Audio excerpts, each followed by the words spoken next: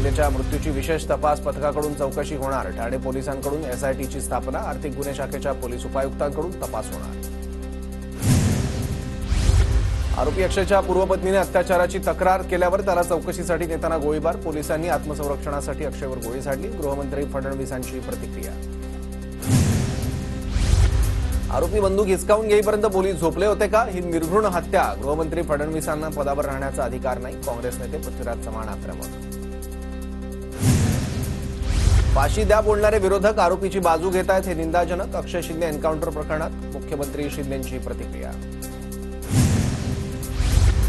गंभीर गुन्हेगार अक्षय शिंदेच्या बाबतीत घडलेली घटना निसर्गाचा न्याय समजतो। चिमुरड्या 2 बालिकांना निसर्गाने न्याय दिला। खासदार नरेश मस्केंचं ट्विट।